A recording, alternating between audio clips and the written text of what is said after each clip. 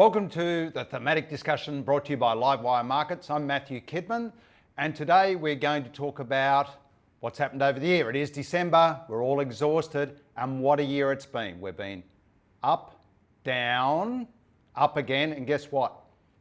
The index is the same as it was on January 1, but it doesn't feel that way.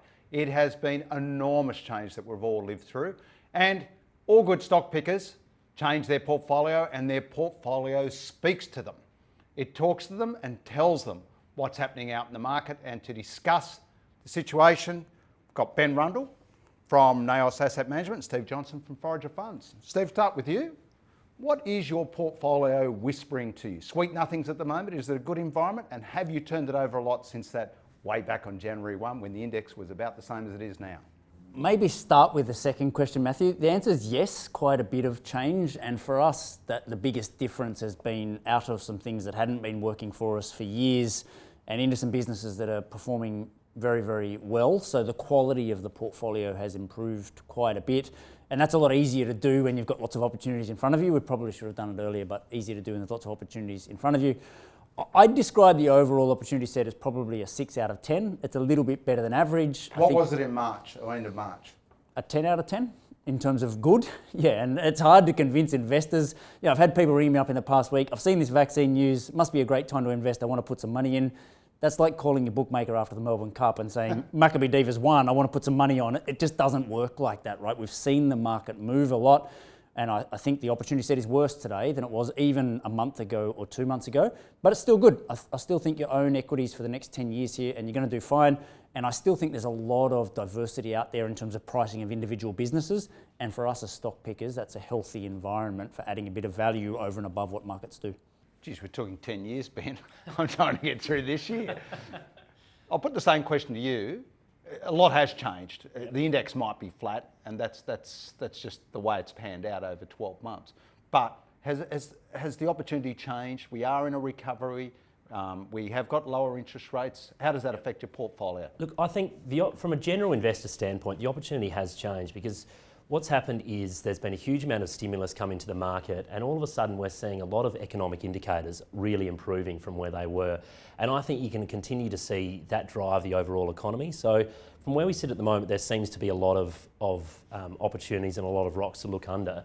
To Steve's point about portfolio turnover, I was having a look before this about what our portfolio looks like now versus 12 months ago, because I think that's an interesting exercise to go through, particularly given what the market's done.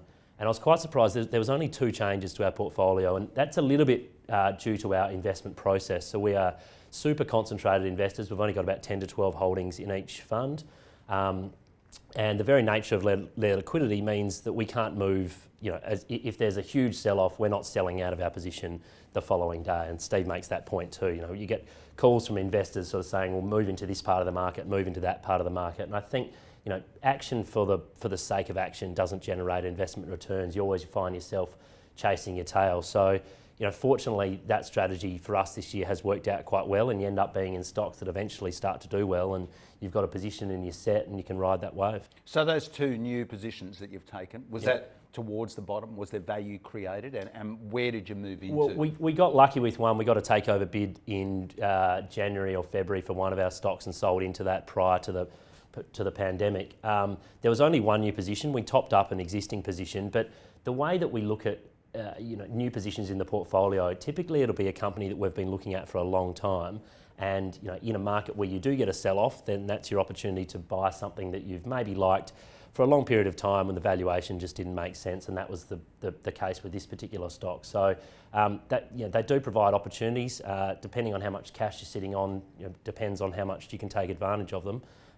But yeah, I think that, you know, just creating portfolio turnover for the sake of it doesn't generate a healthy return. Now, we'll leave that cash for a second, we'll come back to it. Steve, where is the opportunity? If you think you're going to be in the equity market for 10 years, you're a value investor, where is the value sector-wise at the moment? I would say it's more individual stocks across the market, but if I had to pick one when I look at our portfolio at the moment, I would say really well-run discretionary retailers. There are plenty of opportunities in that space that we are looking at the moment, and own at the moment. So We own Motorcycle Holdings. We've recently added a bit of Michael Hill and Shaver Shop. 3 examples, I think, of businesses where people have forgotten that the consumer was really struggling leading into COVID. You know, we had 2 and 3 years of a consumer that was battling, and lots of these businesses were doing it tough with pretty low same-store sales rates. Credit crunch. And I think what Ben's touched on there, this stimulus rolling into 2021, I honestly think this is a bit of a World War II moment. You had the depression in 1929, you had 10 years of economies really struggling to get started, and then a war, and everyone said this is going to be a disaster, all these governments are taking on debt and it's terrible, and it turned out to be the massive stimulus that the economy needed. And I think we're going to sit here at the end of 2021 and into 2022 and say we actually needed that combination of fiscal, monetary stimulus is not working, has not been working for years. You finally got the fiscal stimulus behind it. And I think some of these businesses have been working really, really hard through difficult times to improve their businesses, to get more productive. In the case of Motorcycle Holdings, it's bought a bunch of businesses that were struggling at the time. It's got the rights to sell Indian here in Australia. It's not the same business that it was in 2019. And I think although the share prices are up, everyone is just looking at it saying it's going to go back to 2019 profitability. And I think it'll do much better than that over time. Okay, Ben, let's get back to your scenario, cash. Yep. How much do you hold at the moment compared to what you would have done 12 months ago? Because that's a pretty good sign of actually how you're feeling. Yeah, it is. So cash for us is a direct reflection of the opportunity that we're seeing in the market. So at the moment we sit on about 5% cash. I think pre the pandemic we had about 10% cash. So typically very low.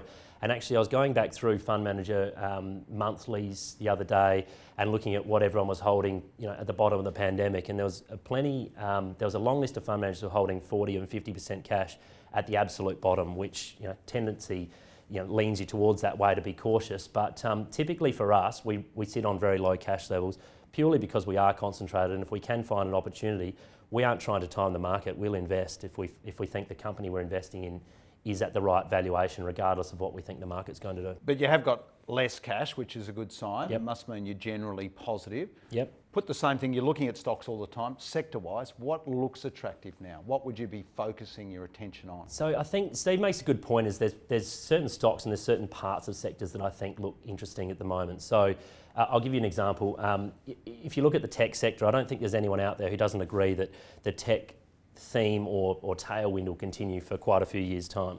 Now, most of the sector looks screamingly expensive, but there are certain pockets of the sector which don't. So Superloop, I think, is an example where it's a business that you can buy it at below replacement cost.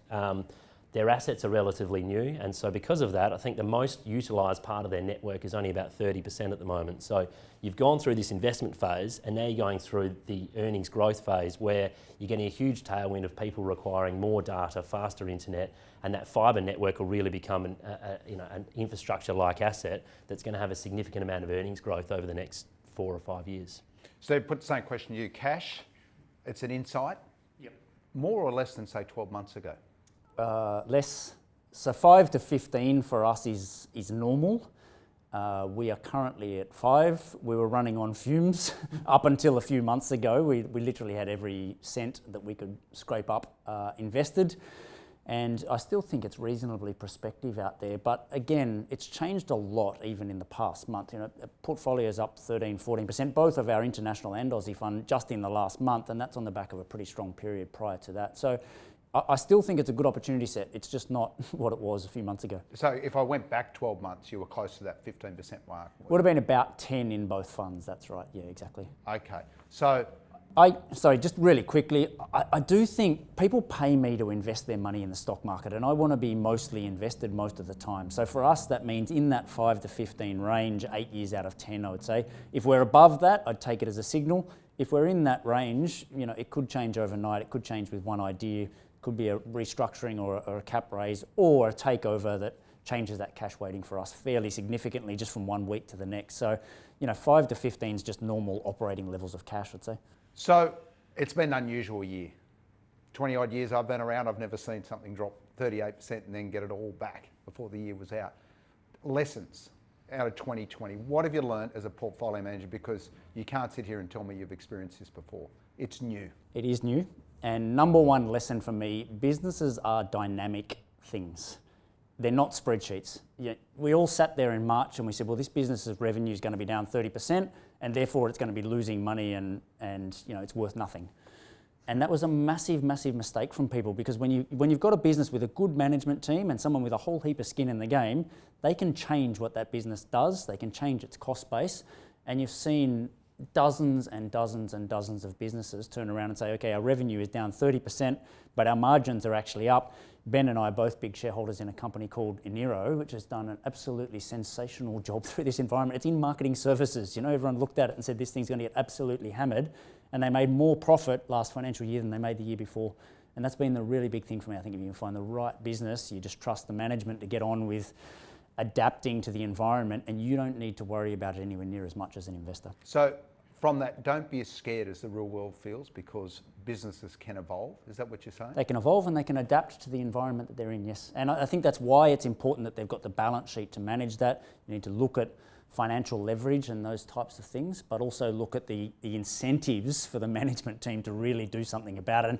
And I made another mistake back in March of thinking, okay, there's going to be all these capital raisings. I want a little shareholding in all these companies that are going to raise capital. So we went, where's all of the debt?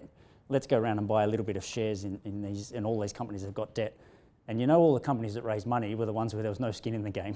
The investment banker rocks up to the board and says, you guys need money, and you know, there's no risk, there's no downside for people that don't own shares. And we should have thought about where are the incentives, not where's the balance sheet risk, because Motorcycle Holdings had a lot of debt. We didn't buy anywhere near as much as we should have at the bottom, but the guy who owns it owns 30%, and he's not diluting himself unless he absolutely needs to. So that was a second lesson for us, yeah. Ben, I'm sure back in March you thought, well, there goes an error. There goes our biggest investment. We all had those moments. Yeah. But what were your lessons? Because no one wrote the book for us. No. Going back in January when we were listening to some elevator music. Yeah. So look, I think the best investments you get, the best lessons you get in investing are when you lose a lot of money. Because if you make a lot of money, you think you're a genius. If you lose a lot of money, that's really where you get found out. So going through that huge sell-off period, it was, a lot of people remember it, we're at home, there was no one to sort of talk to in the office and sort of say, what's going on, what do you think? It was very much, you're on your own, looking at stocks fall very, very aggressively. So what I did was actually create a daily diary and wrote down just some of the things that I was seeing, some of the things that were happening. And since then I've gone back and looked at that diary, and I mean, granted, we've come out of this sell-off period a lot quicker than what we've seen in the past. But going back and having a look at some of the things that were happening, it's an absolute 100% different story today. And I think the lesson I learned out of that is that the good times don't last forever, but neither do the bad times. And as I said, it did recover probably a little bit more quickly than what we've seen from other crises. But it's still the same in terms of at the bottom, it seems like the world is ending, and then a couple of years or a couple of months later, things can really change. And I think that's something to just keep in mind with investing, that the market hasn't gone to zero. But you do it's panic. grown over time. But you do, not you, but generally we all panic in that situation. I think everyone panics in that situation. I think the best thing you can do is, Steve said, it'll make you realise which companies are strong and which ones you want to own. And I think coming out of it, if you tilt your portfolio in that direction, then you'll do extremely well when and if more likely when the recovery comes. You can write it down. The good times are going to keep rolling.